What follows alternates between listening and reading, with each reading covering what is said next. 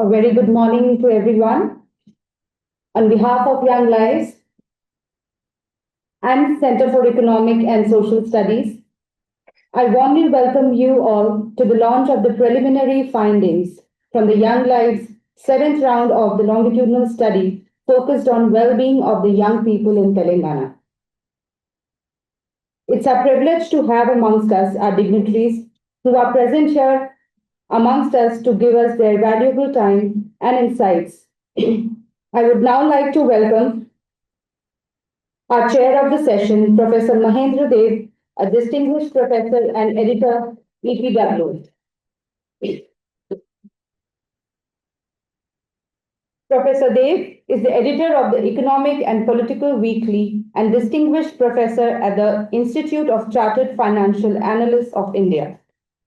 He held various key positions in the past, such as the director of CESS and vice chancellor of the Indira Gandhi Institute of Developmental Research. I welcome you, sir. May I now invite Dr. Padmaja, the Chief Program Officer, National Health Mission. Dr. Padmaja has over 33 years of experience in public health. She played a pivotal role in many maternal health and nutrition initiatives in Telangana state, which have been instrumental in bringing change in the maternal health profile in the state. Dr. Padmaja has received MS Signature Awards for her exemplary work in maternal health in the state of Telangana. I welcome you, ma'am. I would now like to invite our experts and speakers whose insights have shaped this study and today's discourse. Dr. Renu Singh, the India Country Director of Young Lives. Professor Revati Elanki, Director of CESS. Dr. Prudvita Reddy, Senior Researcher and Survey Coordinator at Young Lives India. Professor Revati is also the Principal Investigator of the Young Lives longitudinal research conducted in India.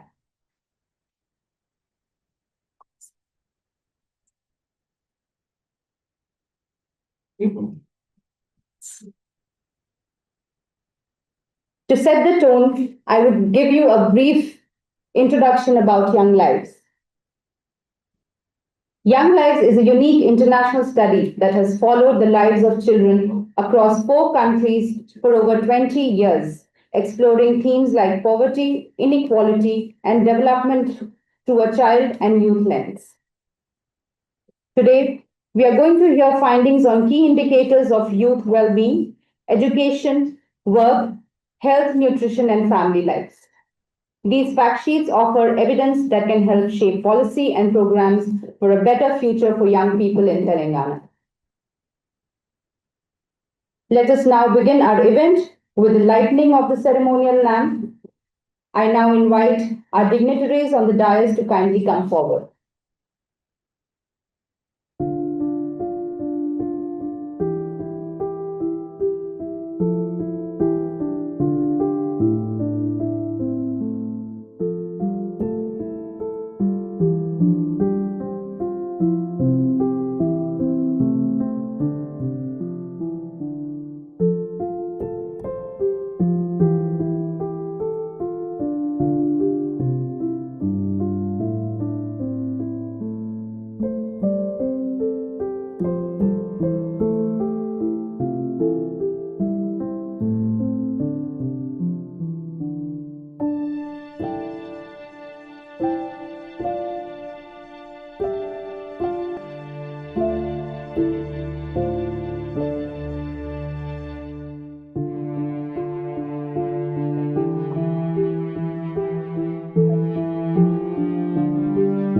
May I now request Professor Mahendra Dev to give his opening remarks and chair the session.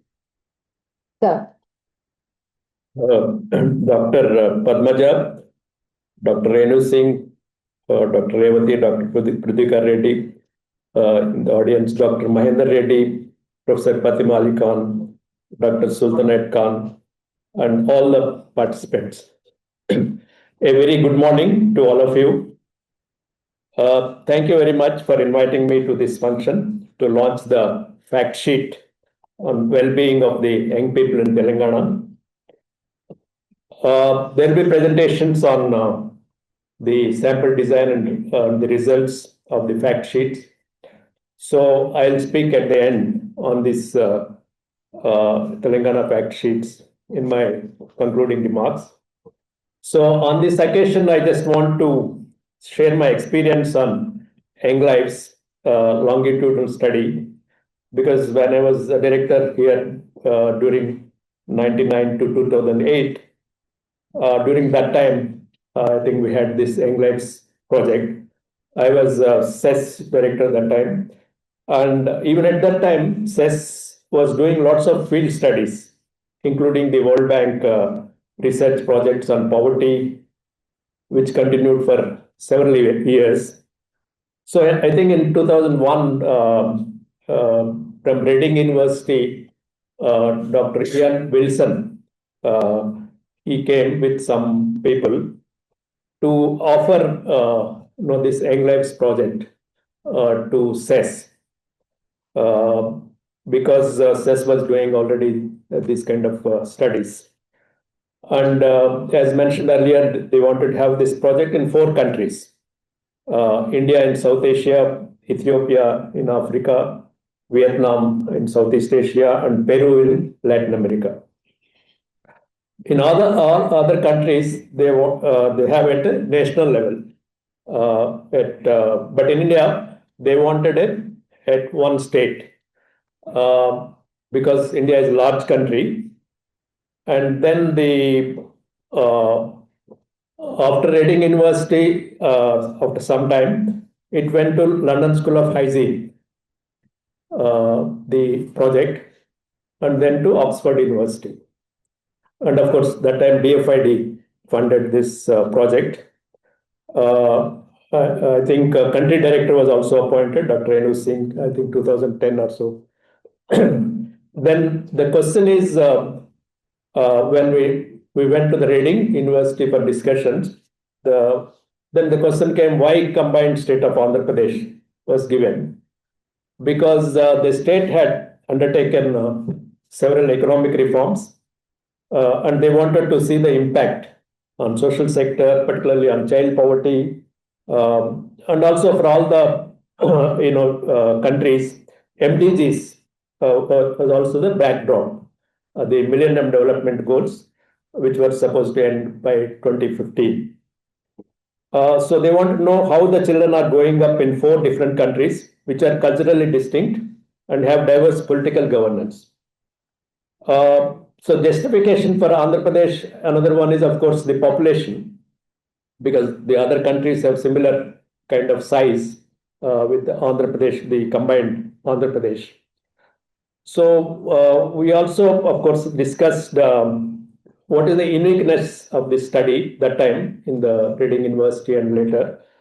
First one is the panel of children.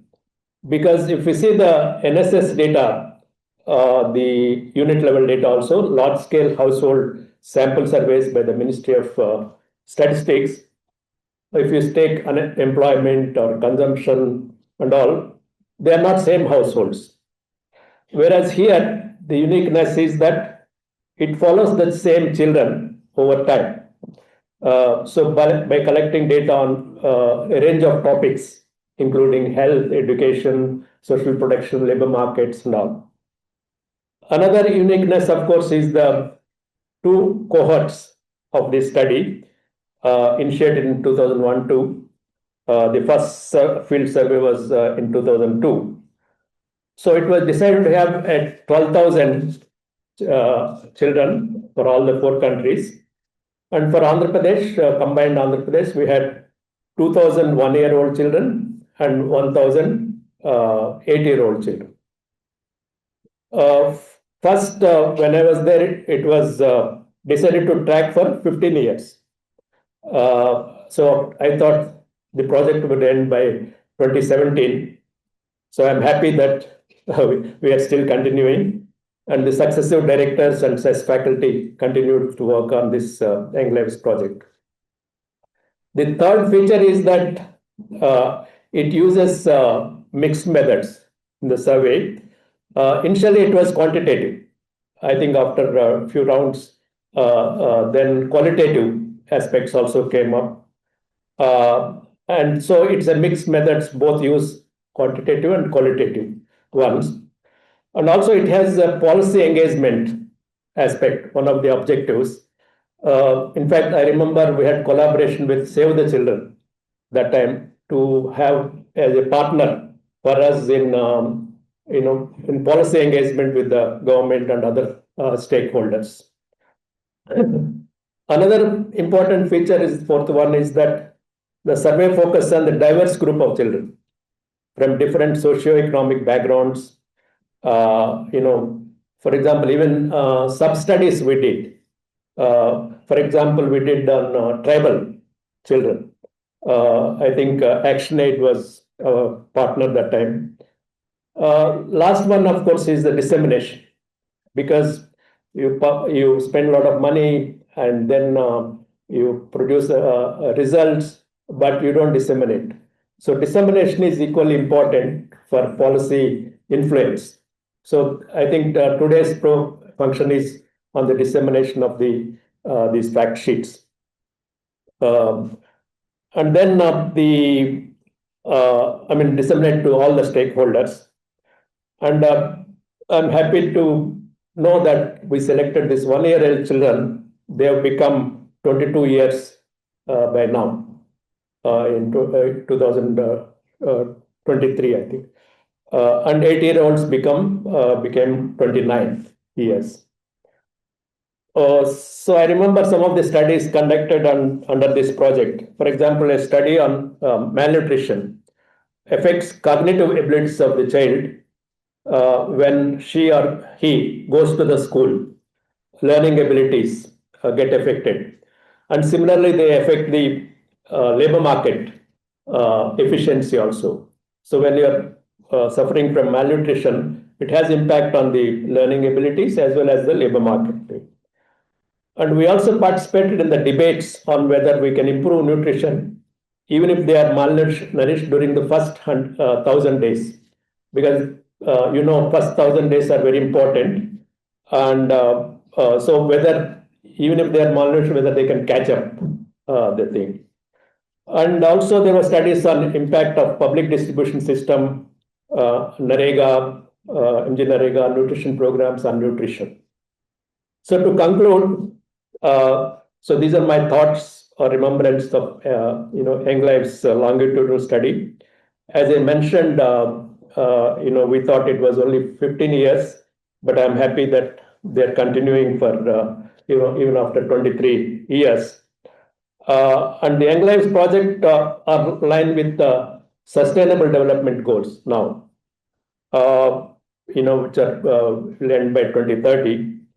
I congratulate this project is in line with the SDGs. So I congratulate the Young Lives team for their great work over the years, and thank you very much. Now I request Dr. Renu Singh, the country director, Young Lives, to say a few words on the overview of comprehension. Good morning, ladies and gentlemen, our chair, distinguished guests in the audience, and I think some of our colleagues who have joined us online as well. I'm really happy to be sharing round 7 findings with all of you today. This is like Professor Mahendra just said, this is 23 years of following the same cohort in what was once, of course, combined Andhra Pradesh. But what we are sharing today is all the findings from the state of Telangana. We have already done a dissemination in Andhra Pradesh. So we're really happy that we're able to share with you some of our key findings from the state of Telangana.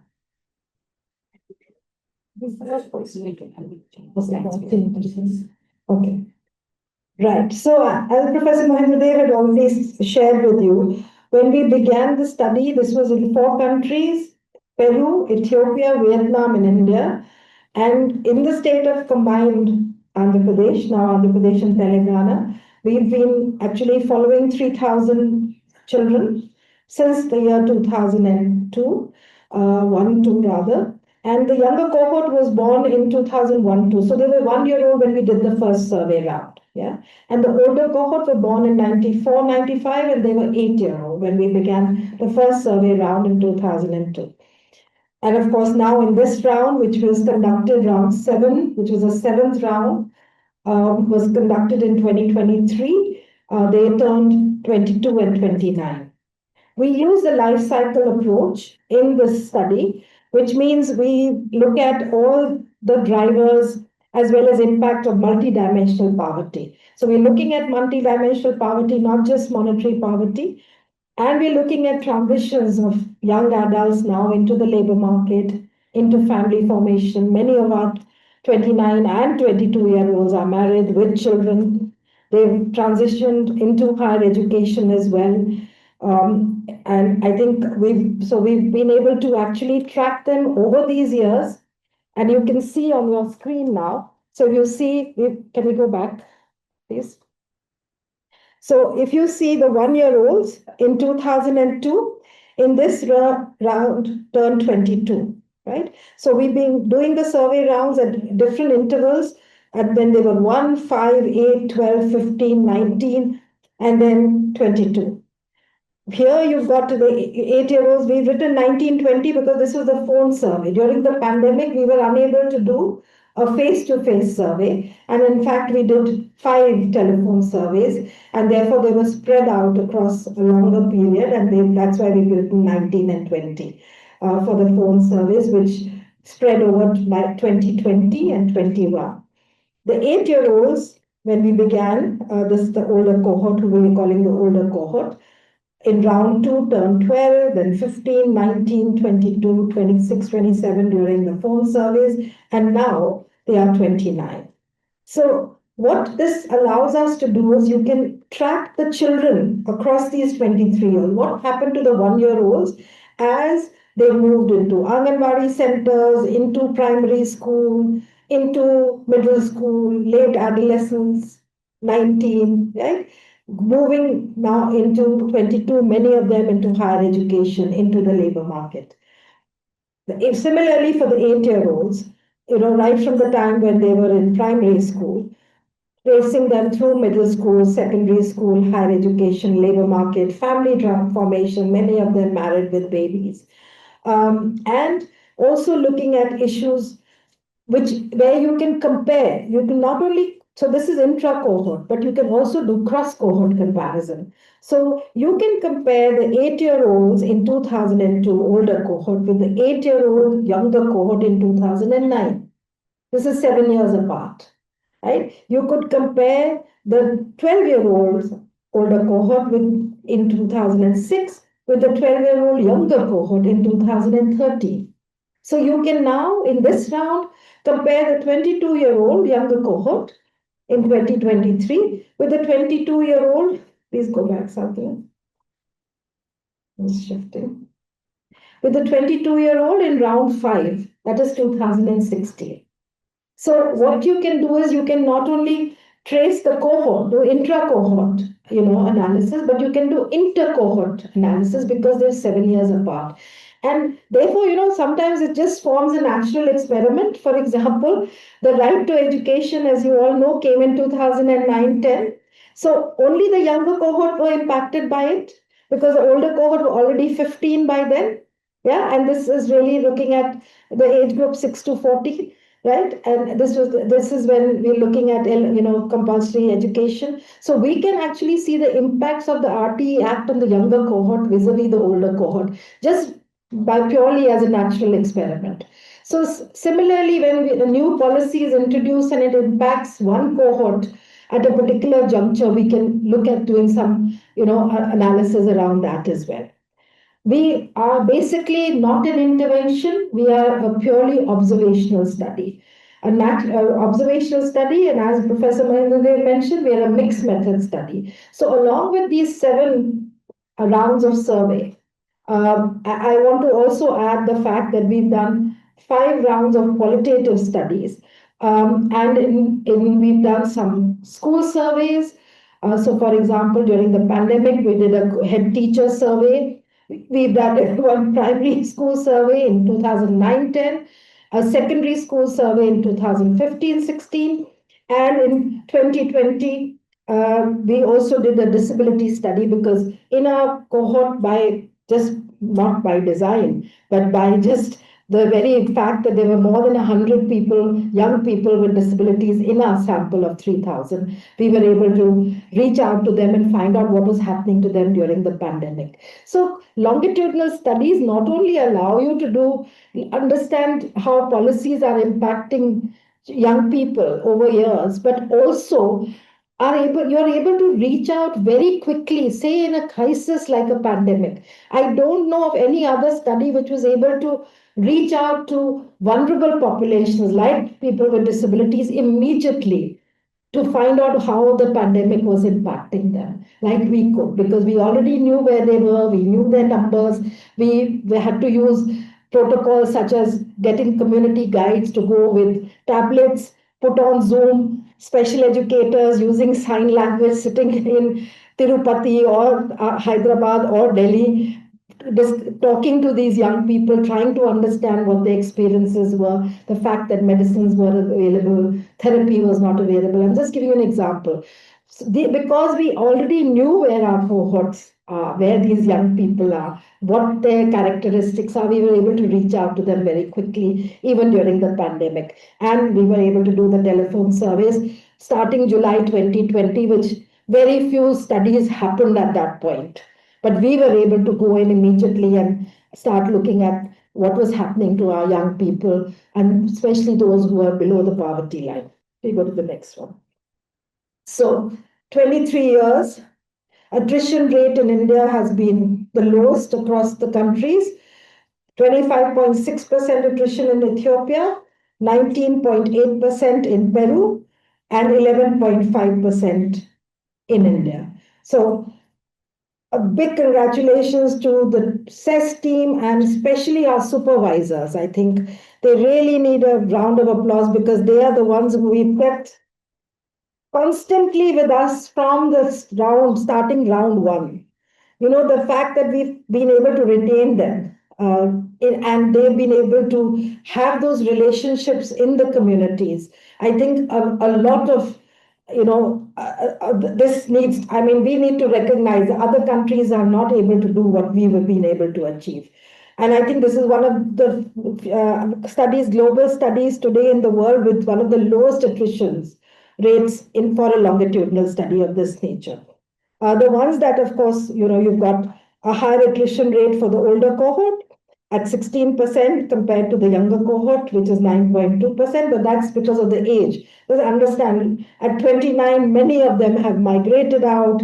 There's international migration, some refusals, of course. There are refusals in every round. We've had some refusals, I know, from even Hyderabad, where people said, my daughter's got engaged, I do not now want you to talk to her. But the team have been so proactive, even when our girls got married, we thought, the older cohort turned 22. We said we were going to lose a lot of them because, they would have gone into new homes. We had to go to new families. So, but the team went to the parents, got the parents to call the in-laws, tell them that we are going to be coming, and we are people they know, they're familiar with us, and to please allow us to continue talking to their daughter-in-law now. And we were able, therefore, it's not so easy to say that you were going to keep attrition low. You need to, I know the team has also been sending tickets to young people in Punjab, for example. Come meet your family. You're working in Punjab, come meet the family and we'll also interview you. So we've had to use some of these innovative methods. Can we have the next one, Satya? So yes, I think now if you look at round one, the younger cohort, this is for Telangana alone, was 705, which is reduced to 641. And the older cohort from 351 to 307. This is only the Telangana split. Can we go to the next one? So if you're looking at the combined, I'm just going to tell you when you're looking at the male-female, the split, If you look at the gender-wise older cohort and the younger cohort, you're looking at the percentage now. Well, if we started with almost equal, but there has been a slight shift now. So 46%, you've got younger cohort who are the females, and 52% amongst the older cohort. And it's just the reverse. There are more men in the younger cohort than the men. So anyway, that's the kind of split we have. Rural, urban, it still remains predominantly rural. Single, of course, there are very few older cohort who are now single, only 25%, and married, you've got almost 72%, just a very few, 3% who are separated. Just opposite at 22 for the younger cohort, where you still have a large proportion, who are still unmarried. We go to the next one. So just to end by saying, we started this, looking at this, study as being a study of childhood poverty, where we were looking at child level channels. We collect data on anthropometric measures, cognitive measures in every round, nutritional, stunting, etc., plus psychosocial well-being. In every round, we have looked at self-efficacy, self-esteem, a whole lot of other measures. At the household level, we collect data on wealth index, on livelihoods, assets, credit, insurance, risk burden, for example. How are they impacted by inflation, and as well as other personal household illness or death? What are the social resources they might have? But also at the community level, we have been in every round collecting data, looking at the growth, the demographic changes, climate events, political context, government policies. So there's a whole section on public policies, as well as looking at other social factors, changing social roles, etc. The idea being to actually understand the pathways, from childhood to transitions to livelihood and family formation, and looking at the intergenerational transmission of poverty. If we go to the last slide, Sapna. So now, after Professor Mohinder said it was originally designed as a childhood poverty study, but post round 5, we call it ourselves Young Lives at Work. And now, of course, we've done 2 more rounds after that, and we're following the SDGs. And our 4 core areas are health and well-being, education and skills, employment and skills, and family and livelihoods. And of course, at the core of this remains new vulnerabilities, especially climate change. And we've just got funding to set up a research hub on climate change in Oxford at the Young Lives study at ODID. And we are hoping that we are going to get into this area. And of course, intersecting inequalities like gender, caste, etc., remain at the core of what we do. Thank you, Dr. Edison, for an overview of the young lives. So I'm happy to know that attrition rates are lower in India compared to other countries. And now I request Dr. Pudrika Reddy to give a presentation on sampling design of the project. Good afternoon. Most of this information has already been shared by the chairman and also Dr. Renu Singh.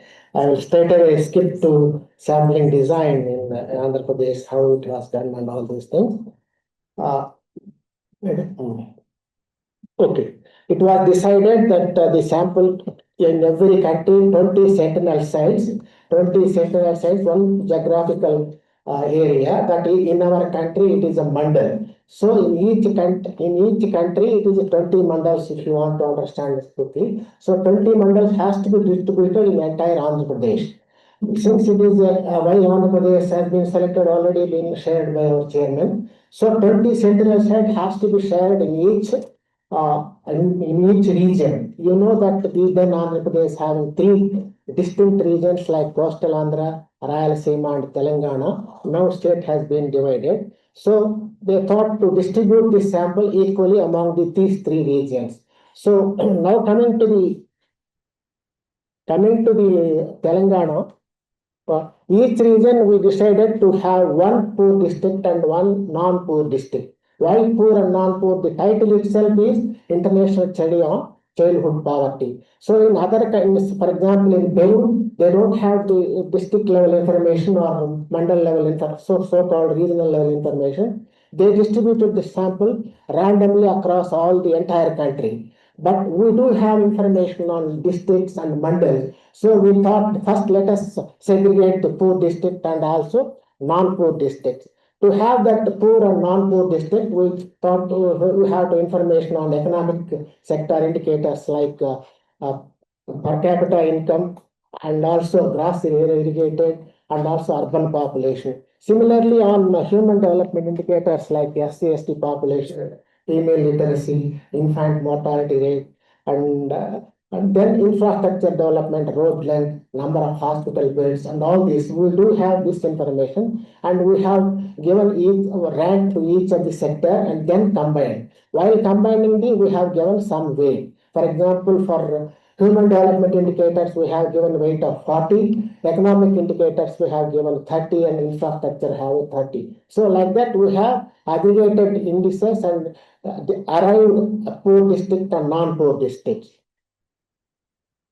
Mahabubnagar, Adilabad, and Nalgonda, we derived as a poor district, and Rangareddy, Karimnagar, and Nizamabad as a non-poor district. So within the poor district, we have to select one poor district. So besides ranking these districts based on the ranks, economic and infrastructure and human development, we also thought of giving importance AP program. At that time it was being implemented, which has a huge bearing on the child well-being and also women welfare. So AP has been was implemented in both the districts at that time, that is Adilabad and Mahabubnagar. So ultimately, Nalgonda has been eliminated. Within these two, why Mahabubnagar? So Adilabad is predominantly a tribal area. So we thought, let us choose this Mahabubnagar as one of the poor districts for this project. Next is among the non-poor, Rangareddy is close proximity with Hyderabad city center. So we thought it is not ideal to include Rangareddy. And then Karimnagar and Nizamabad both have similarities, and it has become a lot of discussion at that time. So we discussed with the NGOs who are working with women and children, and according to their inferences, we selected Karimnagar is ideal for selecting the under non-poor district. Then coming to the how to select mandals. So we thought since it is a poor dominated project, we want to give importance to the poor.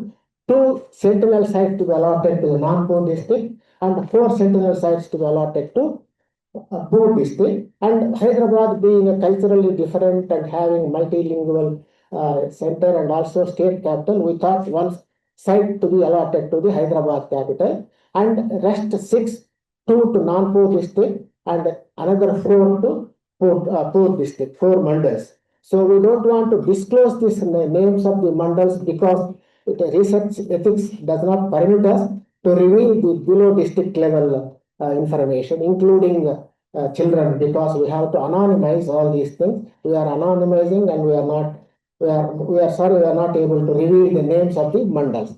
So coming to the mandal, how we have selected the mandal. Similar procedure we followed like the districts, because some of the indicators we don't have. For example, under economic category, we don't have per capita income at mandal level. Similarly, some other urban population also we don't have information for some of the mandal. So we thought of including number of milk animals under economic sector, and also urban population also we have included. So like that we have derived, but at the same time we also thought of giving one SC/ST dominant mandal under poor.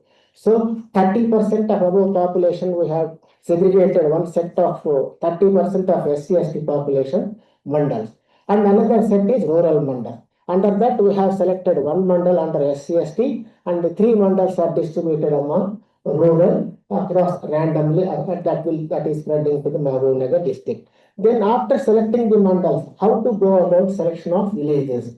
So villages selection, we thought that these villages have to be distributed across entire mandal to capture the variations. So luckily we do have the census codes that are having location specific codes. So for example, each mandal have 20 to 30 villages. We have listed 1 to 20, 30 villages and equally divided into 4. So the And each part we have picked one village. So that way 4 villages. Why 4 villages? At that time we have a census data information of 2001. So 2% of the population do have 100 can get. I mean 2% of the children's population of 1 year old is there. So to get 100 1 year old children in a sentinel site in a mandal, we should canvass. We should have at least 5,000 population. 5,000 population means we have to select minimum of 4 villages, assuming that each village having at least 1250 population. So there are cases where we didn't get sufficient number of children, so we extend the number of villages to 4 or 7. In some of the cases, 7 villages we have selected. So this is the criteria how we have selected. In case of urban, village wards are becoming a village community. We have derived the wards as a community. So next, after selecting the children at the villages, so how to go about identify the 1 year old children and 8 year old children. So ultimately we have to do a census survey. That means we visited every household in the village and identified and noted down whether this household is having 1 year old children or 8 year old children. 1 year means 6 months to 18 months, and 8 year old means 7.5 to 8.5. If the same household is having both 1 year old and 8 year old, we decided to include only 1 year old child because we require 100 children in the mandal and only 50 children for 8 year old. Then this is already, Renu Singh has already shown this. I only added this arrow mark. Here you see, for example, in 2002, our 1 year old and 8 year old in the same villages, in the same community.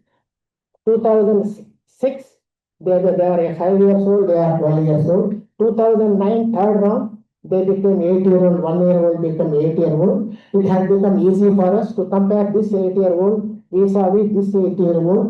What are the changes happened during 7 years old? If so, why? What are the policies? What are the other reasons? Like that, now round 7, 2023-24, the 1 year old become 22-year-old. We are able to compare with the 32-year-old of 2016 of older cohort, like this two. So, as Renu Singh has already informed, not only inter-cohort comparison, but also within the cohort, we are able to compare age-wise, for example, 12 years or 15 years or 22 years or 22 years for older cohort, 22 years, what was the stage, and 29 years, what was the stage. Then coming to the fact sheets, health and nutrition and well-being is one of the fact sheets. We are only presenting preliminary results.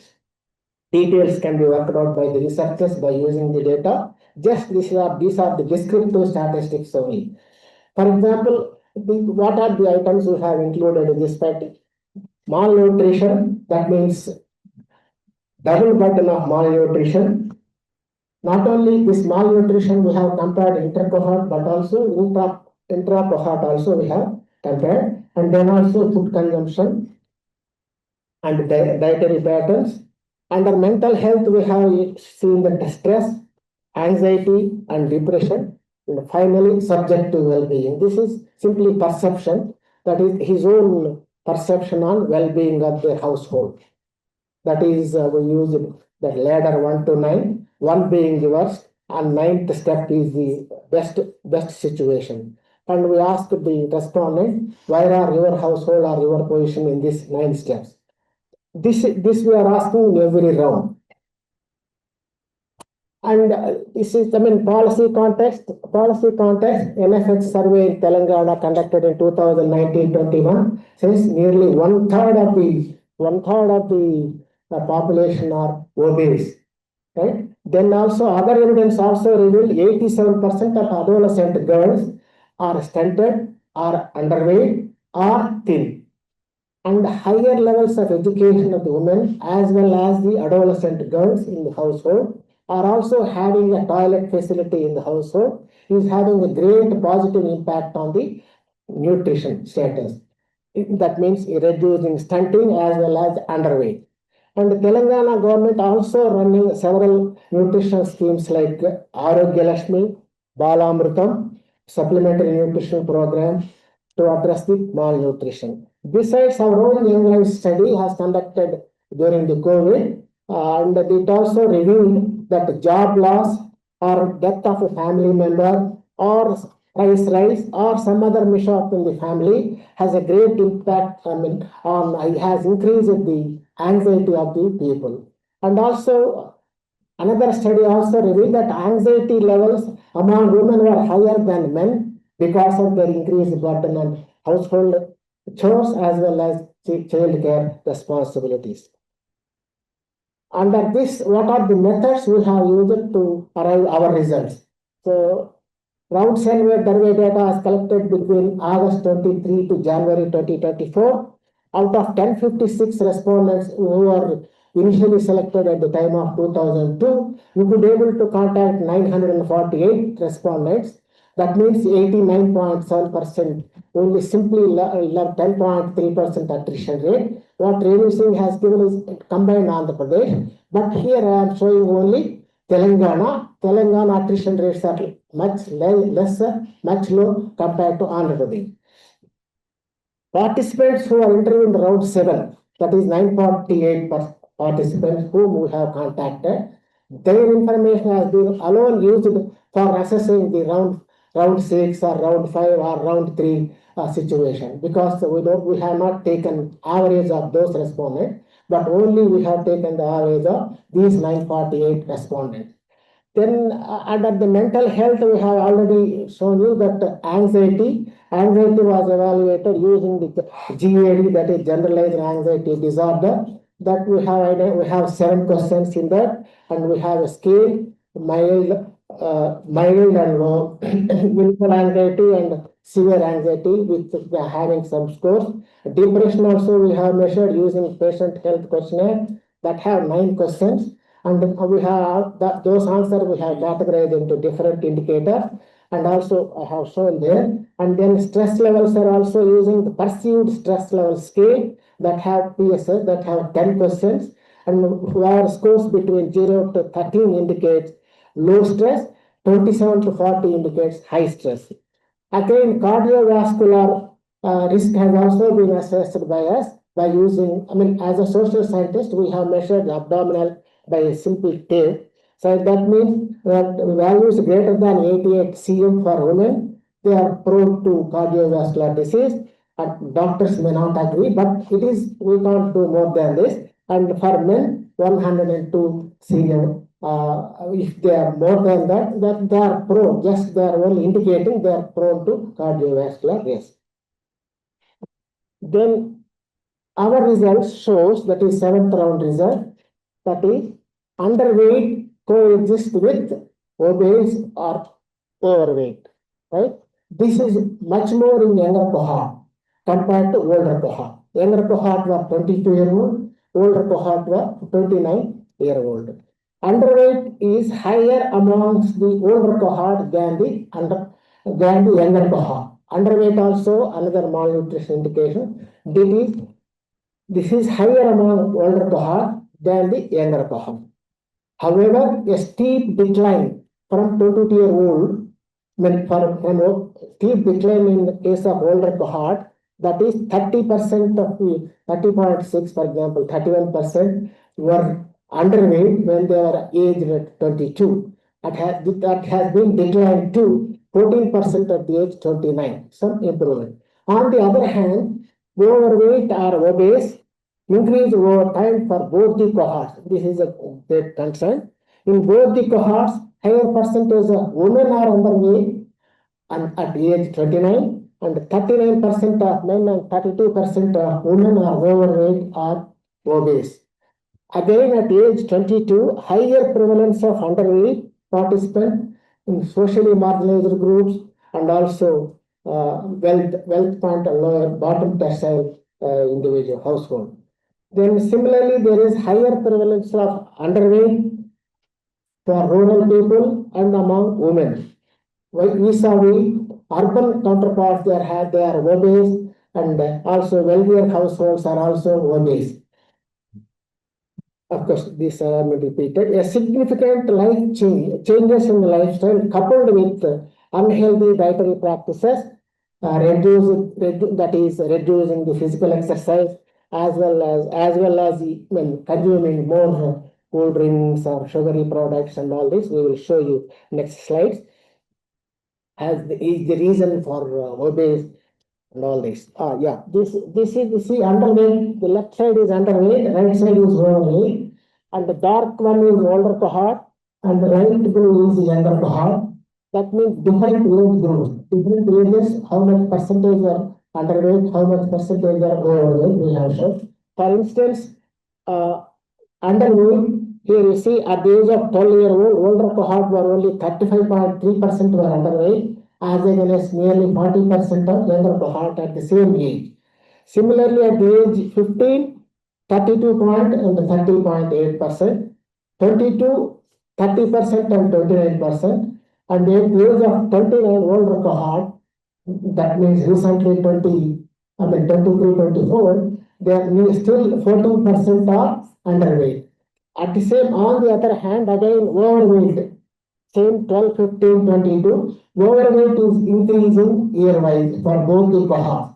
That is why we call this a double burden of malnutrition. Again, here you see the nutritional indicators of younger cohort at age 22, that's only younger cohort we are showing here, by socio-economic groups, SC, ST, BC, and OC. You see SC, ST, BC, SCs are more underweight, SCs are more underweight compared to OCs or other well-to-do categories. Again, went to the bottom percentile, nearly 36% were underweight, as against only 22% of top percentile, that economic level of people. Similarly, if you come into obese, in the reverse situation, here SC, STs are low obese, whereas BCs and OCs are higher percentage people are obese. Similarly, top tercile people are higher percentage of top tercile participants are obese. Then dietary diversity, as I already told you, there is a change in the lifestyle and dietary practices. These are the practices, a marked improvement in the consumption patterns. That is, the 5 food groups. 5 food groups are grains, pulses, eggs, dairy products. Like that, there are 10 groups who have collected the information. Out of 10, more than 5 products, who are consuming more than 5 products, we have that a lot of improvement among the younger cohort compared to the older cohort at the same age. 41% of 22-year-old YC women are consuming more than 5 food groups compared to 18% of OC women. A lot of improvement at the age of 22 in 2006. That is much higher improvement amongst women, that is 23 percentage point compared to men. That means women are also consuming more diversified food, more than 5 groups of food. An increase in the consumption of more than 5 food groups is also seen among other socio-economic groups, not only this thing, but also all socio-economic groups. But SCs are still lagging compared to other social groups. Within the older cohort at ages 22 and 29, gender disparity has decreased in the consumption of food groups, but it is still disfavoring women. Food diversity and fatty foods plays a significant role, as I already told you, as a contributory factor to overweight or obese. Cardiovascular risk increasing among youth. We are also seeing that more among women. A dietary pattern shows that the smaller proportion of young adults consume vitamin A-rich fruits, that is papaya, mango, grapes, and watermelon, and vegetables and eggs, while majority consumed carbohydrates, grains, and vegetables. The diagram next will show the dietary pattern of more than 5 groups. Gender disparity we clearly see. Gender as well as health groups comparison between younger and older cohort. Again, here we are seeing these are the 10 groups of food groups. Older cohort and younger cohort using at the age of 2023. Older cohort were 29-year-old and younger cohort were 22-year-old. See, grains, almost everyone is eating grains and carbohydrates. Pulses, more than 50% are using. Dietary products are also more than 3/4 of participants are using dietary, that is milk and milk product, dairy products, sorry. Meat and poultry only around 1/4. Eggs are also around 1/4 of the participants are consuming. Like that, you can see leafy vegetables, but vitamin A rich foods, only less than 20%, not even 1/5 of the participants are consuming vitamin A fruits like mango, papaya, watermelon, and etc. Then mental health. Mental health is also a great concern for us. At the age 29, 21% of the older cohort exhibited symptoms of anxiety, 17% depression, and 71% moderate stress at the age 29 itself.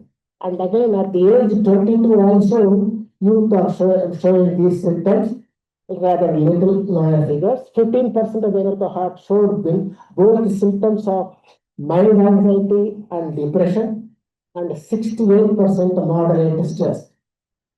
Both men and women reported lower levels of anxiety and depression than during the COVID period, because we already, Renu Singh has already informed, and I also repeated, that COVID period we have conducted a telephonic survey. In that we have also asked some questions to measure these anxiety levels. If we compare the anxiety levels for COVID period, 23-24, that levels has declined. And coming to the diagram, you see men and women. Dark line is at least mild stress, mild anxiety, and the lighter one is at least mild depression. These are 21 COVID and 22-23. COVID period is 2021 and recent period is 2023. Then subjective well-being. This is a perception. I already told you we have used the ladder 1 to 9 steps and asked the participant to intimate in which step your well-being is in your household. So on an average, subjective well-being both declined during the pandemic time, both younger cohort and older cohort, so that their wellness has declined. And then on an average, younger cohort at age 22 perceive that they are in, as of now, 23-24, step 5.1, compared to the 4.9 at the same age by the older cohort in the year 2016. Significant differences also we have seen in their perception between socio-economic groups. This line diagram shows at the age 12 that dark line is younger cohort and the light red line is older cohort. If you see 12, 15, 19, 22, their perception is increasing, but only pandemic it has declined. Similarly, for older cohorts, the pandemic level that declined to 4.4, then again gone to the 5.0. Coming to the conclusions and double burden of malnutrition, that is underweight and obese suffered by the youth, suggests that improvement in nutrition and healthy lifestyle to achieve the SDG 2.1. Incidence of underweight is associated with early life inequalities, such as participants from a socially disadvantaged areas, caste, rural areas, and those with mothers with less education. Overweight or obese is also associated with from socially advantaged group, urban and economically better off. This suggests that targeted policy initiatives underweight, overweight, or obesity and their consequences will become even more problematic for youth as they age. Young people from historically disadvantaged castes showed higher levels of symptoms associated with the stress, anxiety, and the depression. It reiterates the importance of public policy to address inequalities that originate in childhood and continue into adulthood. The results emphasize the need for comprehensive policies that promote gender food diversity, regulate the consumption of unhealthy foods, and enhance access to healthy food while promoting the healthier lifestyles. Thank you. Thank you, Dr. Pradipar Reddy, for giving sampling design and also findings of the on health and nutrition. Now I request Professor Revati to present on findings on education and also work. Yeah, good morning to all. I respected chair, distinguished guests and board members, Professor Mahinder Reddy and Professor Fatima Ali Khan, and guests from other institutions. I'll be presenting findings from the fact sheet 2, which discusses work and family lives in Telangana. So this fact sheet would be discussing 3 areas. That is, what is their status, whether they are studying and working status, that's studying and working only, or not in employment, education and training. That's a category, special category, which is internationally used. And then the labor market participation, which looks at weekly status, paid, unpaid work, and quality of work in terms of having contracts, number of hours per week, and job satisfaction also. And the third aspect that's covered in this fact sheet is family lives and work. That's marriage, age at marriage compared to the earlier cohort, fertility, and early marriage and parenthood. And what are the outcomes of such disadvantages for women with early marriage and parenthood? To give just a policy context of Telangana is more services led kind of economy. The GSDP growth is 66% is services drawn from services sector, but population dependent is 33%, and working age population is 67. Unemployment is also high. Youth unemployment is even higher, and bulk of the employment is in informal sector, mostly agriculture and services. And then the labor force participation rate among women is 52, and for males is 85. That's the gender gap is more.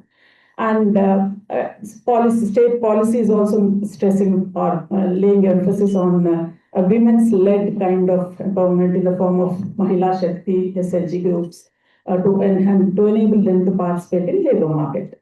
Then the methods, I think they are all given already. But I want to say that the comparison in this fact sheet is cross cohort. That is age 22 in 2023, who are the younger cohort, with those in at the same age in 2016. That is 7 years before. And also aged 19 years in 2020 with those in 2013. So older cohort were 19 years in 2013 and also aged 15 years in 2016 with those in 2009 OC. So here 3 age groups are being compared: 15 year, 19 year and 22 year. And also this is cohort progression. Cohort progression is, as I said, 15 years, 19 years and 22 years. And the participants are classified by gender, area of residence, that is urban or rural at the time of data collection, and household wealth. I think methodologically household wealth has been taken as in round 1. We also had round 5 wealth, because wealth or assets are not the same. Over a period of time, they keep increasing or changing. But for this purpose, we have used the calculated the asset index according to the round 1. And classified that as top, middle or bottom wealth terciles and compared. Caste, of course, and then mother's level of education. So mother's level of education is cohorts with mothers who had no education at all, or 5 years of education, or 10 years or more than 10 years of education. So there's a lot of difference. This is one of the factors that is contributing to the early disadvantage. And working status has been analyzed as whether they were working at least 1 year in the last 12 months, that's the usual status, and also in the last week, whether they have been working in the past week of the interview. And time use analysis also has been there, has been followed to assess time spent, that is hours per day, in either paid work or unpaid work, taking care of children, care work, and both for the cohort as well as their spouse. That is to make a comparison between men and women. So what are the findings from this? The working and studying status by age and cohort. This shows that if you look at cross-cohort comparison, that the shift from education to employment is happening at a later age. This is a heartening kind of thing. Compared to the older cohort, among the younger cohort children are shifting at a later age into labor market. Earlier, they were working, more of them were working when they were younger in 2016. But by 2023, the same 22-year-old, more of them have been in studying, either exclusively studying or studying and working. So that's the change that we witness in 2023 among the 22-year-old. But when we look at the need category, that is not in education, employment, and training, that's the category which is very crucial. And here women predominate. I think if we look at the need category also, it is in the age 22, it is 14 among the younger cohort and 17 among the older cohort. But when we look at the gender composition of the need, women predominate in the need category. So they're neither in employment, education, or training. And what are the reasons for being in need category? It's not shown here, but we have analyzed those reasons. For women, it is mostly childcare. 73% of the women said that it is childcare that is keeping them in the need category. And for the men, it is preparation for a job. I think mostly they're preparing for group exams or job, and then that's how they are they fall into that particular category. So this is the transition for younger cohort is later into work. So that's the heartening thing from this slide. The employment, that's the last need, and the type of employment, if you look at that, 59% of the younger cohort at age 22 and 78 of them are working in last week. So more of them of older cohort are working. So what is the employment status of the older cohort? That means across all wealth, 3/4 of them are working, have worked, and the majority work in non-agriculture sector. So non-agriculture sector, more of them in urban work in non-agriculture sector. That's the usual thing, than compared to that of the rural. And women are more in agriculture compared to that of men. So these are the characteristics of the older cohort employment. More women in agriculture and non-agriculture. Majority of them are in non-agriculture.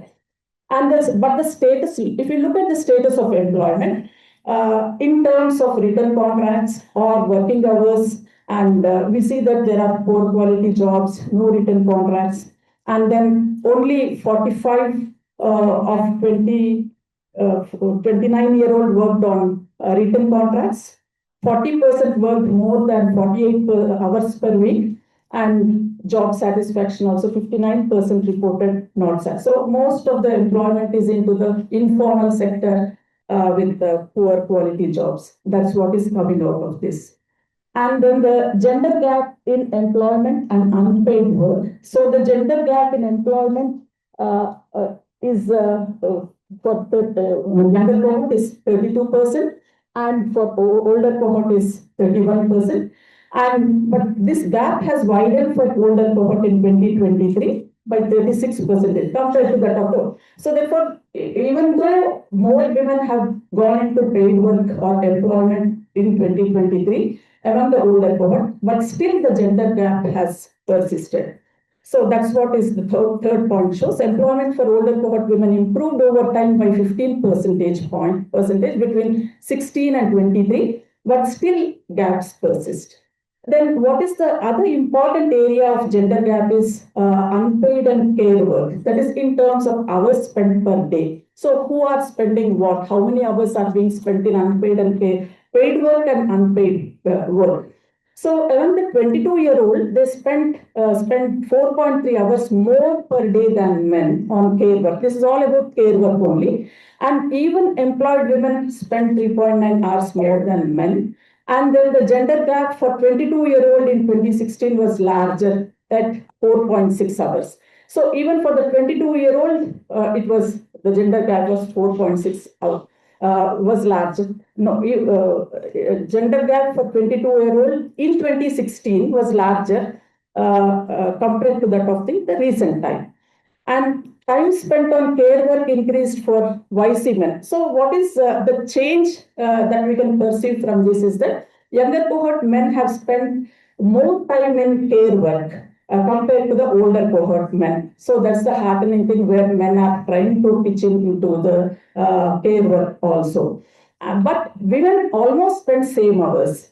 So that's the point. And then YC, younger cohort men spend lesser time on paid work than older cohort men compared to YC and OC women. So all this put together, we can come to a conclusion that women are spending almost the same time, but men, younger cohort men have their time spent in care work has fallen. But still there is evidence that women are spending more time on care work, and then this is because of the expectations and gender norms that's there to carry on their household responsibilities.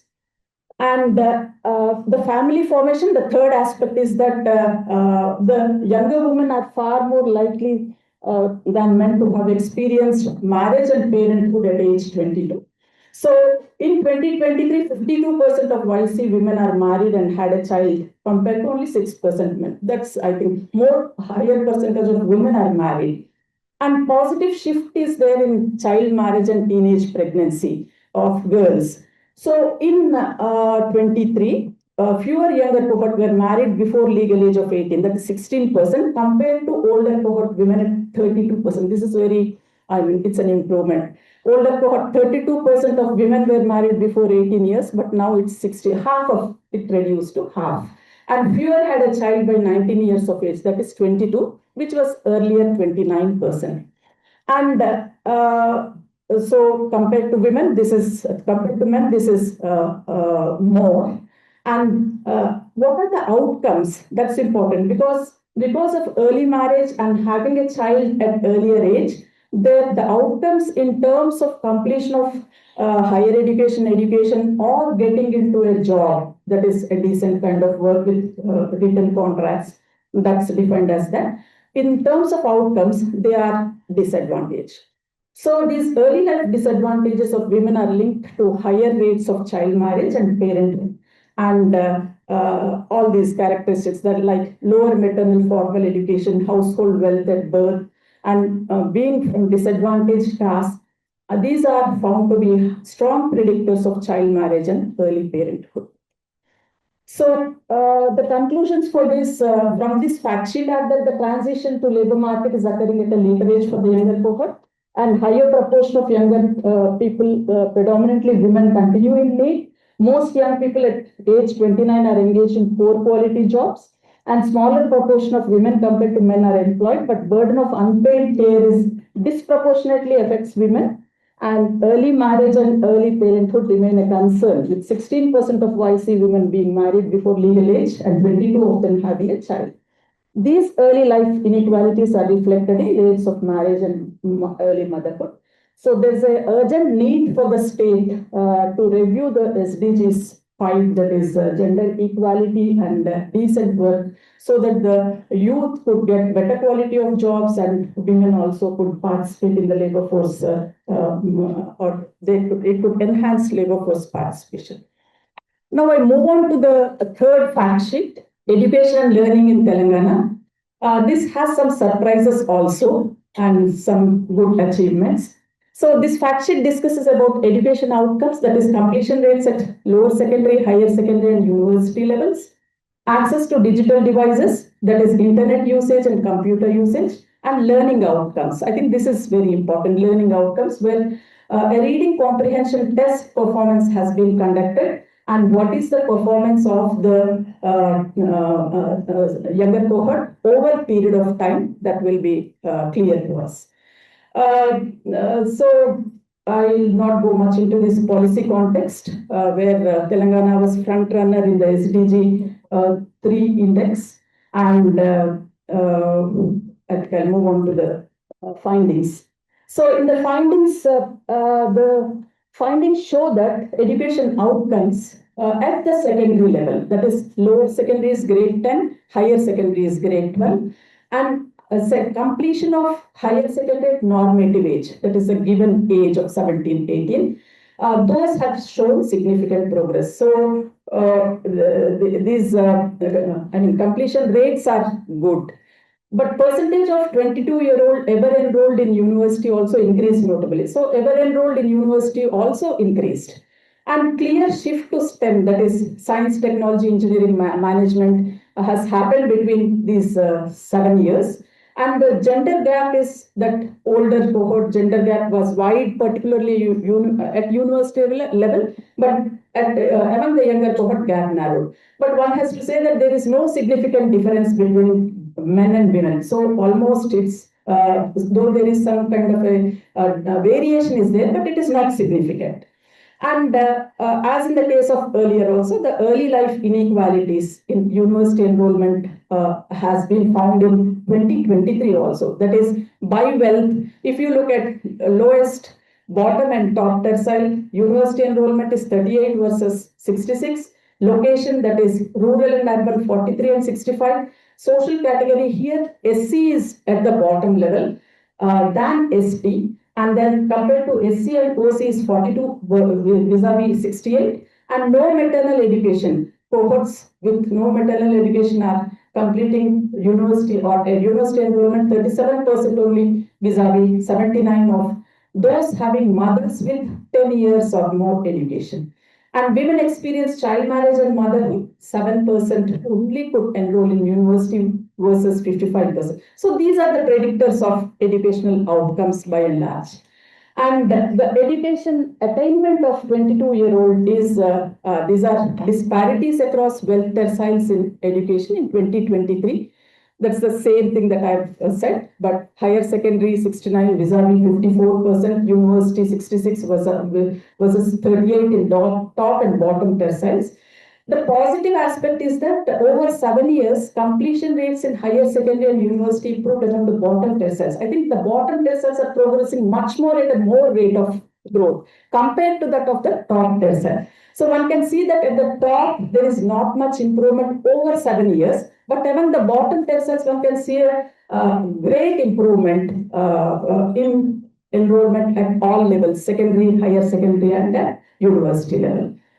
Then moving on to the second aspect, that is access to digital. We have looked at what is the internet and what is the computer usage. So internet penetration has been looked at frequently using internet, but it has expanded considerably over 7 years from 80 to 90%, 22-year-old using internet frequently. So there is not much difference in use of internet across socio-economic categories and rural urban also. So everybody is almost 80% of all sections are using internet.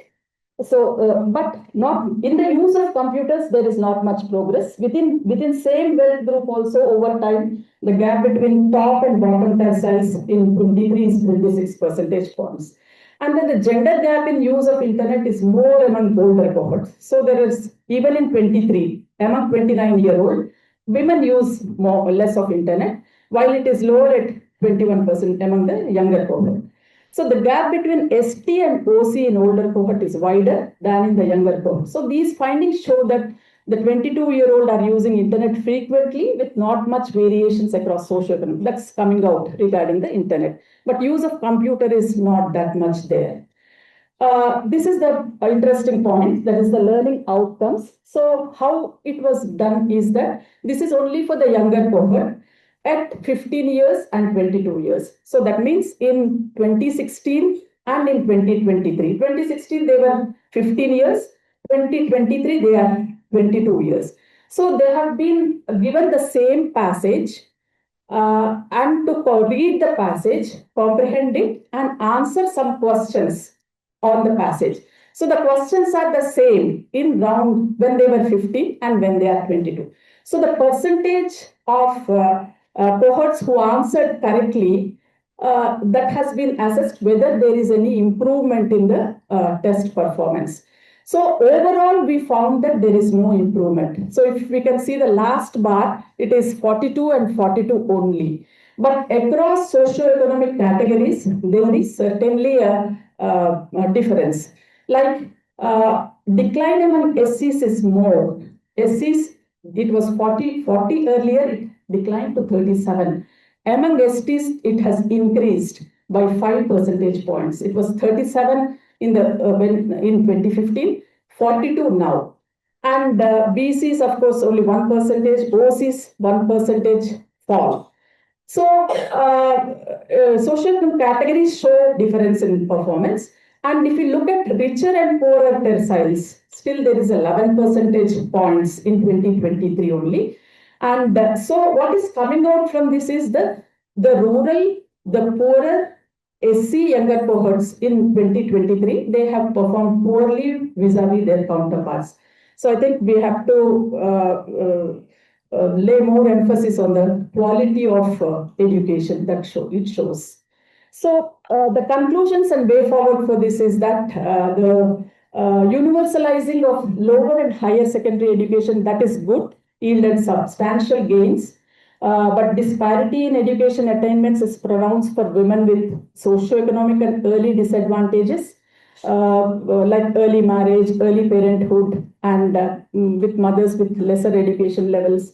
And then the digital divide in use of computer is across wealth, gender, and SC/ST, and women experienced early marriage. And decline in reading comprehension outcomes indicates a disconnect between years of schooling and learning. So though attainments are there, that is completion rates are good, but the outcomes are not that satisfactory or even disappointing. The policy emphasis is that to emphasize on quality of learning and equitable access to post-secondary education. Also, there is not much of equitable access. And digital tools, though they have access to digital tools, that itself is not leading to any improvement in learning quality. So I think we all should think of how digital tools can really be used to improve the learning quality of the students. Thank you. Now I request Dr. Padmaja to say a few words. Warm greetings to the dignitaries on the dais and off the dais and others who are attending this dissemination workshop. So I'm very grateful to the opportunity to be part of this presentation of 7th round study findings as Factsheets.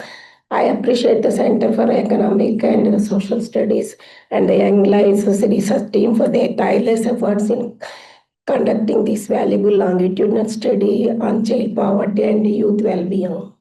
So as I see, the synergy between the health and women and child welfare departments is noteworthy, and the importance of interdepartmental convergence is very clear here. So the Young Lives study findings align with the concern outlined in the National Family Health Survey 5 and Comprehensive National Nutritional Survey. So this highlights the importance of focus areas. So mainly they have targeted a double burden of malnutrition among children and youth with both overweight and underweight issues is concerning and shows gender and geographical disparities with a pressing need for addressing anemia as well as their impact on motherhood. For this, we are doing so many interventions. We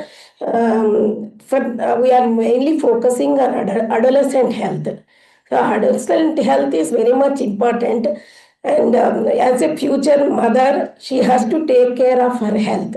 So for this, we are distributing weekly IFA, iron folic acid tablets in the institutions, educational institutions, and we are conducting adolescent health clinics, and there we are encouraging the children, adolescent girls and boys also, and we are motivating them for this good nutritious habits and then good behavior also. And we are also focusing on mental health issues also.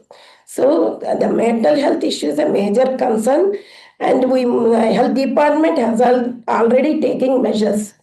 So for this, we have established mental health clinics in all the districts, and one telemanas is also going on in our state, and it was established by the central government. But whenever we call from any place of the state or any state, they'll connect it to the concerned state, and you can talk to the people. It is established at Eragadda Mental Hospital, and 6 people, psychologists and psychiatrists, and then some counselors are placed there. And then you can call them, and you can take the counseling as well as the guidance of them. And for the treatment part, they will mobilize you to the district mental health clinics. This is one thing, and then we have also integrated this mental health into perinatal mental health. So, that is pregnant women and postnatal women. They'll be suffering with anxiety, stress, and depression. To address this issue, we have integrated this mental health in perinatal mental health. So this is one thing, and then we have included some questionnaire in the maternal health card. Mother and child health card will be there. We'll be issuing when we register them at our facility. So we will be questioning them when we meet the pregnant women or the delivered women. We'll be questioning them, and then we'll find out whether they are suffering with any anxiety or depression, and we'll guide them for counseling or the treatment part to the district mental health hospitals. And on all antenatal days, we have placed one psychiatrist to attend to these cases also. That is one thing. And one more thing is that most of the 53% of the pregnant women are anemic, and adolescent girls are also anemic. So address this issue, we have developed a small module for this, and then we have trained all Anganwadi teachers, ASHA workers, and ANMs on these modules. So one thing is that when we are taking IFA tablet, we must make sure that calcium, like milk or curd, shouldn't be taken along with this IFA tablets, but better absorption. And there must be 2 hours gap between these two, and then we have to include vitamin C for better absorption of this IFA. So why? Because most of the girls and pregnant women are suffering with anemia due to iron deficiency. So we are focusing on this. And I take this opportunity to request the policymakers to frame initiatives and programs that adopt an integrated, convergent approach addressing nutritional deficits, mental health, and issues having a social focus on mitigating the impact of socio-economic and geographical disparities. I want to close my speech with a small quotation. If we are to secure the future, we must first secure the well-being of our youth today through evidence, empathy, and equitable opportunity. Thank you for this opportunity.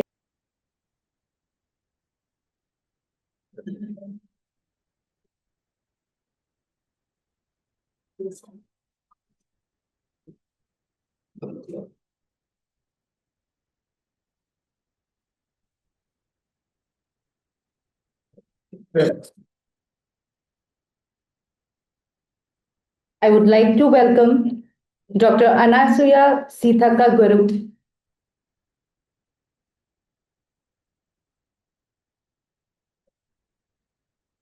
Dr. Sithaka is the Honorable Minister for Panchayat Raj and Rural Development, Rural Water Supply, Women and Child Welfare Department, Government of Telangana.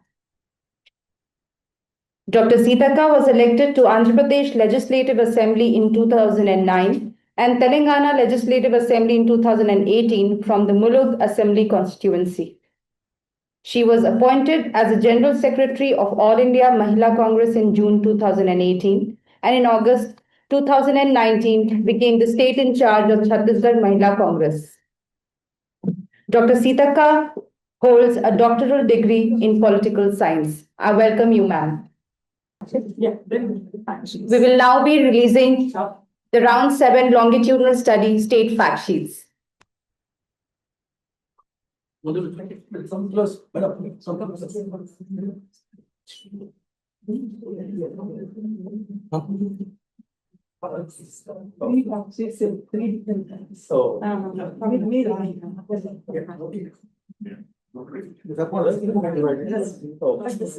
this.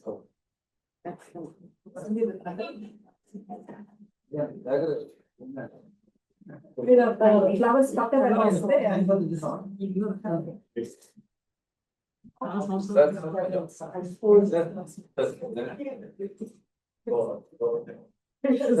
instead of paper and all that.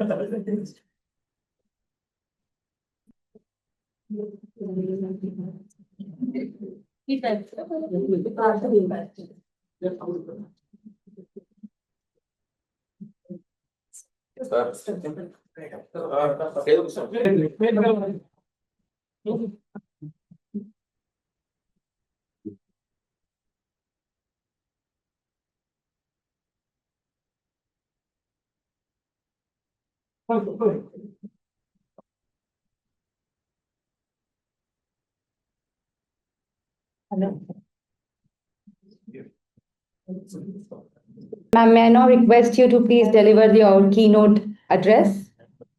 ఈరోజు చాలా సంతోషం ఈ యొక్క కార్యక్రమానికి నన్ను చాలా రోజుల ముందే మా రేవతి మేడం గారు అండ్ వాళ్ళ టీం ఇన్వైట్ చేయడం జరిగింది. బట్ అన్ఫార్చునేట్లీ నేను వేరే ప్రోగ్రామ్స్ తో ఎంగేజ్ అవడంతో లేట్ గా రావడం జరిగింది. మళ్ళీ ముందుగా వెళ్ళాల్సి వస్తున్నందుకు sorry for the delay and ముందుగా వెళ్ళడం నాకు బాధ అనిపిస్తుంది. ఎక్కువ నేను కూడా స్టూడెంట్నే, ఎక్కువ మీతో ఇంటరాక్ట్ అవ్వడం, మీరు చెప్పేది అని వినాలని ఉంది. బట్ వేరే ప్రోగ్రామ్స్ తో ఎక్కువ టైం గడపలేకపోతున్నా. Centre for economic and social studies ఆధ్వర్యంలో ఈ రోజు ఈ యొక్క కార్యక్రమాన్ని ఏర్పాటు చేసి మనల్ని అందరినీ మరి ఇక్కడ కూర్చోబెట్టినటువంటి రేవతి మేడం గారికి, అదేవిధంగా మహేంద్ర దేవ్ గారికి, రేణు సింగ్ మేడం గారికి, అదేవిధంగా పృథ్వీకర్ రెడ్డి గారికి, మజా గారికి, ఇక్కడ ఈరోజు మీ యొక్క స్టడీస్ అన్ని కూడా ముందుకు తీసుకొచ్చి మరి బుక్స్ రూపంలో కూడా కొన్ని వచ్చినాయి. అదే విధంగా కొంత సెమినార్ కండక్ట్ చేసి కొన్ని పేపర్స్ కూడా అంటే ప్రెజెంటేషన్ చేసారు. చాలా నేను వస్తుంటే కొన్ని చూసిన మేడం, అంటే మీ స్టడీస్ లో ఎక్కడెక్కడ ఎడ్యుకేషన్ లో ఎంత పర్సెంట్ యంగ్ ఏజ్ లో ఎలా అంటే హెచ్చు తగ్గులు ఉన్నాయి, ఎక్కడ రీచ్ అయ్యారు, ఎక్కడ లో పర్సెంటేజ్ ఉంది ఎడ్యుకేషన్ లో, ఎంప్లాయ్మెంట్ లో, హెల్త్ లో, అవన్నీ కొన్ని పాయింట్స్ నా దగ్గర అంటే మన వాళ్ళు స్టడీ చేసినాయి చూసినప్పుడు వాస్తవానికి ప్రభుత్వాలకు కూడా ఇలా ఎక్కడ ల్యాబ్స్ ఉంది, ఎక్కడ మనము ఇబ్బందులలో ఉంది సొసైటీ అనేది మనం ఇచ్చే స్టడీస్ ని బట్టి బడ్జెట్ కూడా అలొకేషన్ అవుతూ ఉంటుంది. బడ్జెట్ అలొకేషన్స్ ద్వారా మనం ఫేస్ చేసేటువంటి సమస్యలను కూడా మరి పరిష్కరించుకోవడానికి మన యొక్క స్టడీస్ చాలా అవసరం. వాస్తవానికి రీసెర్చ్ స్కాలర్స్ కానీ ఇలా ప్రత్యేకంగా కొన్ని సబ్జెక్ట్స్ ఎంచుకొని స్టడీస్ చేసి ముందుకు తీసుకురావడం మూలంగానే గవర్నమెంట్ కూడా కొన్ని స్పెషల్ ప్యాకేజెస్ లేదా స్పెషల్ పాలసీస్ తీసుకొచ్చి సమాజంలో ఉండేటువంటి అంతరాలను లేదా ఇబ్బందికరమైనటువంటి సిచ్యువేషన్స్ కూడా మనము తగ్గించుకోవడానికి స్కోప్ ఏర్పడుతుంది. ఈరోజు మన సంస్థ నుంచి అలాంటి స్టడీస్ చాలా సుదీర్ఘంగా ఏర్పాటు చేసి యంగ్ లైఫ్ ఏదైతే ఉందో దాంట్లో స్పెసిఫిక్ గా ఈసారి మీరు చేసినటువంటి స్టడీస్ ను మేము కూడా రూరల్ డెవలప్మెంట్ మినిస్టర్ గా నాకు కూడా చాలా అవసరం. మీతో ఎప్పటికప్పుడు అందుబాటులో ఉండి కమ్యూనికేట్ చేసుకుంటూ మీరు ఇచ్చేటువంటి మంచి సజెషన్స్, మీరు ఇచ్చేటువంటి పర్సంటేజ్ ఆఫ్ డిఫరెన్షియేషన్ ఏదైతే ఉందో దాన్ని మా బడ్జెట్ లో కూడా ఏర్పాటు చేసుకొని ప్రాబ్లమ్స్ రాకుండా ఖచ్చితంగా ఈ యొక్క స్టడీస్ బేసిక్ గా కూడా మేము వాడుకోవడానికి ఇవన్నీ కూడా ఉపయోగపడతాయి. ఇలాంటి స్టడీస్ నేను ఇప్పుడు ఫస్ట్ టైం చూస్తున్నా ఇక్కడ డైరెక్ట్ గా ఇందులో పార్టిసిపేట్ చేస్తూ education learning in Telangana, education and learning in Telangana, ఇట్లా పిల్లలను వాళ్ళలో ఎలా ఉంది, ఎంత పర్సెంట్ ఏ ఏజ్ లో ఏ క్లాస్ లో వాళ్ళు తక్కువ ఉన్నారు ఎక్కువ ఉన్నారు అనేది కూడా చూస్తా ఉంటే ఎక్కడ మనం ఫోకస్ పెట్టాలి అనేది కూడా మాకు తెలుస్తా ఉంది. సో ఈరోజు దీనికంటే ముందు మీరు చాలా విషయాలు మాట్లాడుకొని ఉంటారు. నేను మిడిల్లో వచ్చేసరికి మేడం నాకు చాలా ముందు చెప్పిండ్రు, కానీ నేను బిజీ స్కెడ్యూల్స్ తోటి ఎక్కువ దీని మీద కాన్సన్ట్రేట్ చేసి ఏమేమి ఉన్నాయి ఇందులో అనేది ఎక్కువ చూడలేకపోయినా. Health, nutrition and well being in Telangana ఇది కూడా చాలా చాలా అవసరం. నిన్ననే మేము మా మహిళా శాఖ నుంచి సంక్షేమ శాఖలో 14 to 18 years అమ్మాయిలు ముఖ్యంగా ట్రైబల్ ఏరియాలో పౌష్టికాహారం అందక ఇబ్బంది పడుతుంటే ఒక 3 ఆస్పిరేషనల్ డిస్ట్రిక్ట్స్ లో వాళ్ళకు బలవంతకమైనటువంటి ఫుడ్ను చిక్కీల రూపంలో తయారు చేసి ఇస్తున్నాం. ఆ ఏజ్ లో వాళ్ళు పీరియడ్స్ టైంలో ఎక్కువ లూజ్ అయిపోయి బ్లడ్ లూజ్ అయిపోయి హెల్తీగా ఉండకుండా అనారోగ్యం పాలవుతుంటారు.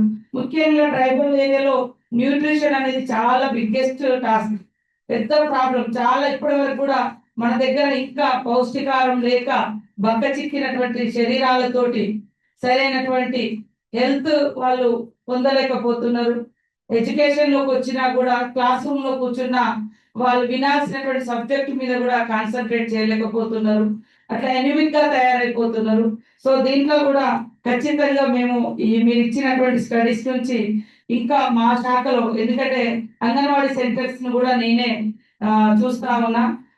Tribal area as a tribal daughter గా కూడా నాకు ఈ ప్రాబ్లం చిన్నప్పటి నుంచి మేము అక్కడే పుట్టి అక్కడే పెరిగి అక్కడే పనిచేసే అవకాశం వచ్చింది కాబట్టి అట్లా కూడా మీ స్టడీస్ ను మేము ఖచ్చితంగా ఉపయోగించుకొని ఇంకా కాన్సన్ట్రేట్ చేసి తప్పకుండా బాగా అందుబాటులోకి ఈ యొక్క గవర్నమెంట్ స్కీమ్స్, పబ్లిక్ ఏది అవసరం ఉంది, ఎక్కడ మనం తగ్గి ఉన్నాము, ఎక్కడ బెటర్ గా ఉన్నాము, ఇంకా తగ్గి ఉన్న కాడ ఎట్లా బెటర్ గా మనం క్రియేట్ చేయాలి, ఇంకా పుషప్ చేయాలి అనే దాన్ని కూడా మేము తీసుకుంటాం. అదే విధంగా వర్క్ అండ్ ఫ్యామిలీ ఈ యొక్క లైఫ్స్ అనేది తెలంగాణలో ఈ ఉసిరికాయ చూసినప్పుడు నాకు చాలా సంతోషం అనిపించింది. ఇప్పపు అనుకున్నా నేను ఉసిరికాయ చాలా మేము ఎక్కువ అడవిలోకి అట్లా వెళ్ళగానే మా ఊర్లలోకి వెళ్ళగానే మా ఊళ్ళందరివి మాకు తినిపిస్తా ఉంటారు. సో దీంట్లో మనం అందరం అనుకుంటారు ఇది అనాగరికమైన ఫుడ్, ఇదే అడవిలో తింటారు అనేది ఒక సొసైటీ. మేము గొప్పలం అని చెప్పుకునే వాళ్ళు మమ్మల్ని తగ్గించి చూస్తా ఉంటారు అప్పుడప్పుడు. కానీ దీని మూలంగా ఎంత బాడీలో ఏ రకమైనటువంటి విటమిన్స్ ఇస్తుందో అడవిలో దొరికే ఇప్పపు కానీ ఉసిరికాయ కానీ, అదే విధంగా రకరకాల తునికి పండ్లు, పాల పండ్లు ఇవన్నీ కూడా మా చిన్నతనం నుంచి మేము తింటూ పెరిగినాం. సో దీంట్లో ఉసిరికాయ అనేది మనం ఈ రోజులలో ఎక్కడ పడితే అక్కడ పెంచుతున్నారు, బట్ న్యాచురల్ గా ఉండే ఫుడ్ కాదు, అది హైబ్రిడ్. మనం అనుకుంటాం నాటుకోడికి ఊరుకోడికి ఎంత తేడా ఉంటుంది, బాయిలర్ కోడికి.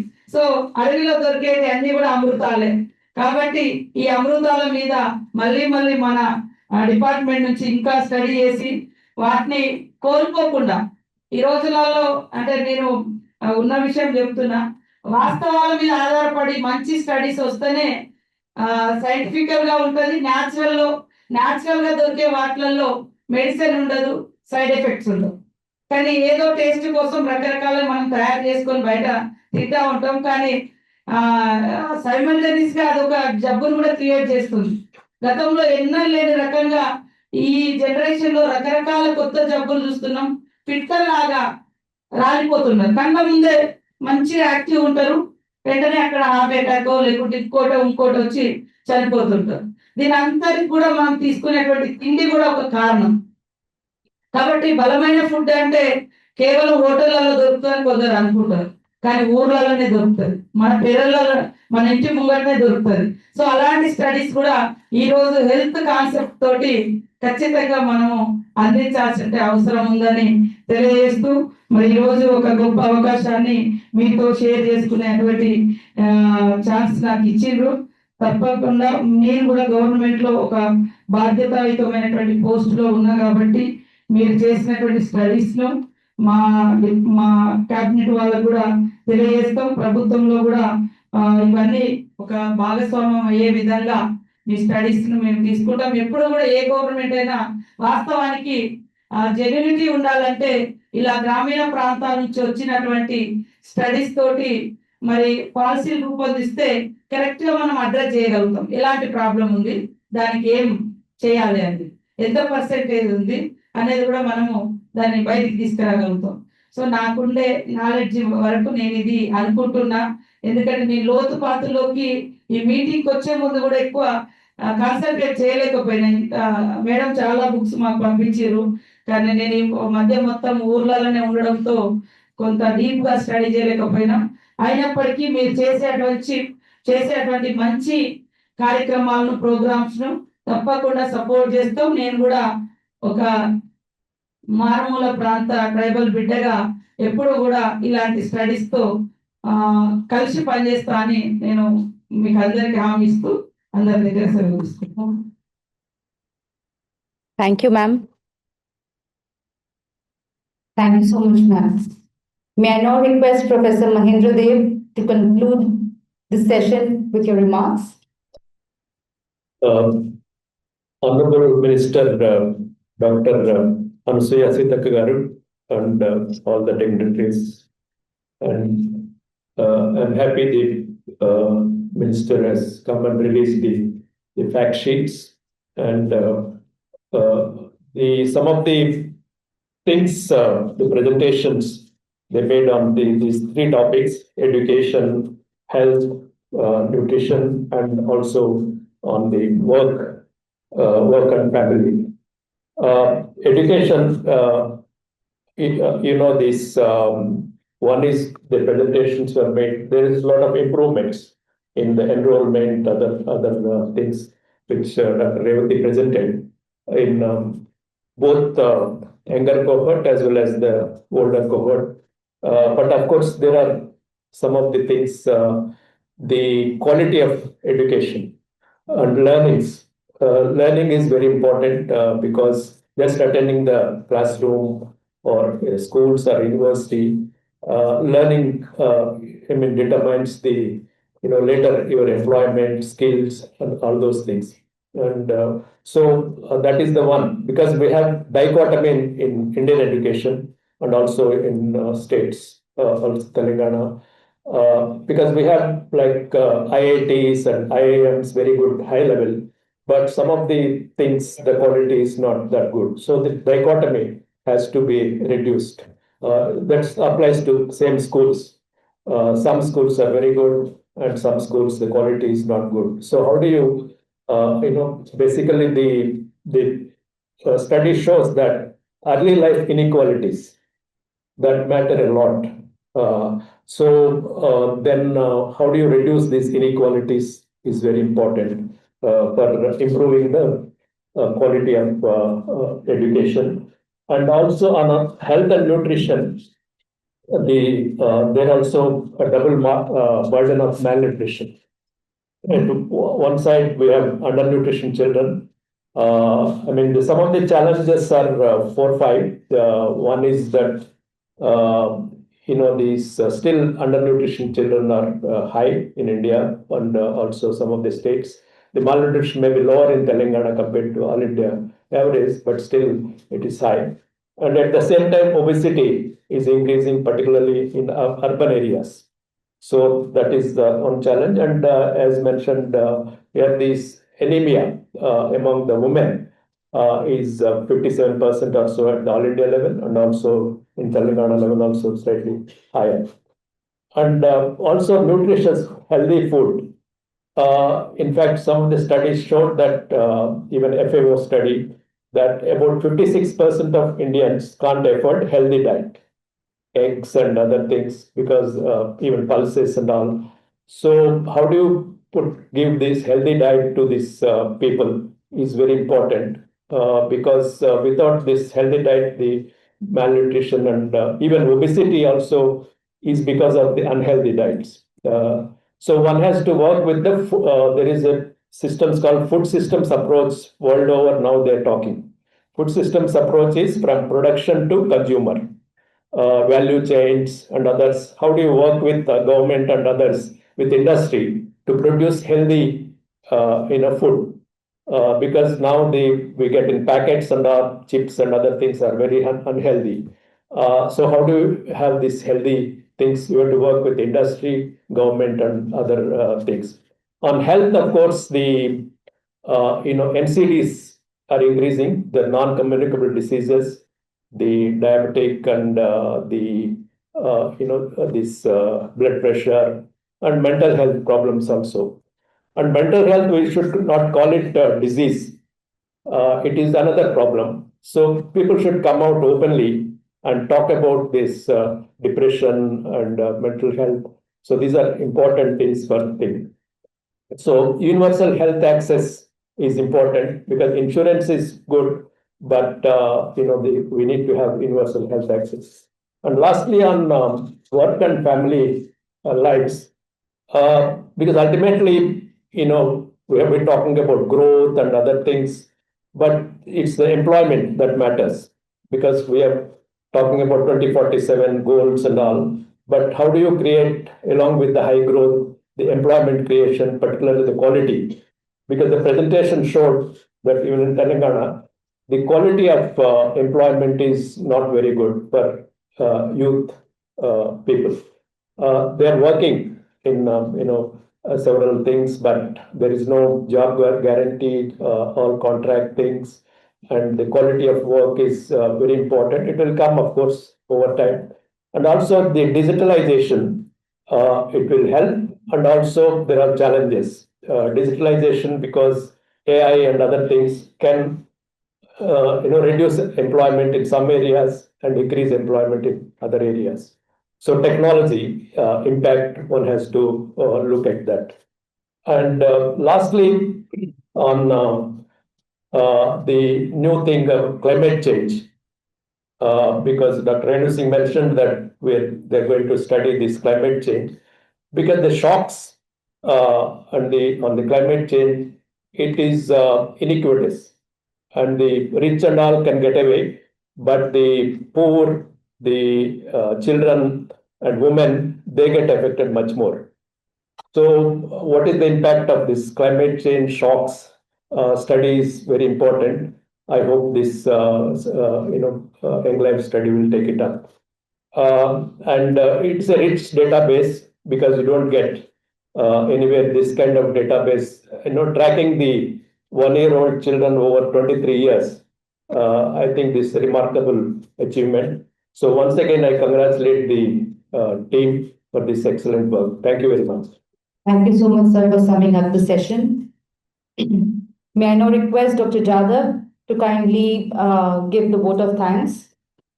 Respected chief guest, guest of honor, chairperson, the board members of CESS, esteemed invitees, colleagues and friends, good afternoon to all of you, and thank you for coming here at a large number. My name is Dr. Jadhav Chakradhar. I'm a faculty of economics at Center for Economic and Social Studies, Hyderabad, also the part of Young Life Team project.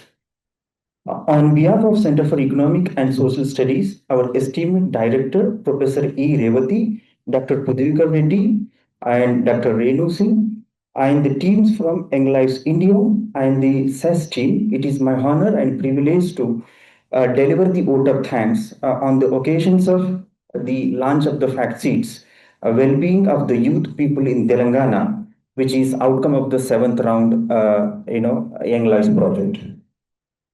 First and foremost, we sincerely thank our today's chief guest, Dr. Anusuya Seethakka Garu, Women and Child Welfare, Government of Telangana, for joining us today's event and sharing her valuable insight. Madam, we are truly grateful that you took your time out of your busy schedule to be with us.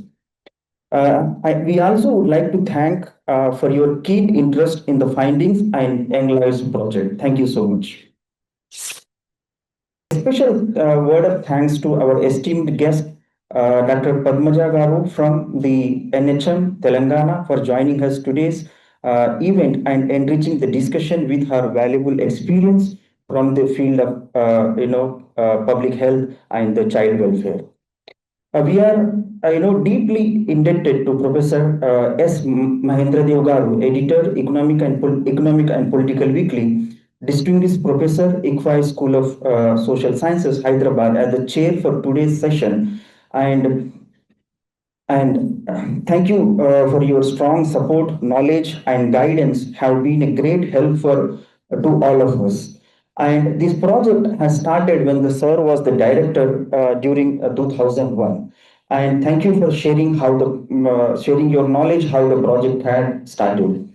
Our sincere thanks to Dr. Renu Singh for setting the tone with the project overview, Dr. Pudivkar Reddy, Professor E. Revati for the presentations of the finding. So these fact sheets are not just the documents, they are voice of the youth, realities, stories, and empirical evidence that will shape the better future for the youth of Telangana. Our gratitude also goes to all the invitees from the NGOs, various departments of the Telangana, and thank you all for joining here. We are also thankful to the hardworking team at CESS, Young Lives India, particularly Saltanat Khan from the Young Lives India, Mohan Rao Garu, Administrative Officer at CESS, Srinivasa Prasad Garu from the Finance Officer at CESS, and their dedication for making this event more successful. We also appreciate Sri Ramaraju Garu for processing the data for the generating the Young Lives fact sheet. We also appreciate the Narendra Reddy for managing the publication of the fact sheets. Last but not least, we thank the media and the press for covering this event to helping us to reach out the larger audience. Thank you all for joining us today. We hope this document will spark further dialogues, further collaborations. Let us continue to work together towards the improving well-being of young people in Telangana. With that, I conclude this vote of thanks. Thank you, one and all. Have a wonderful afternoon.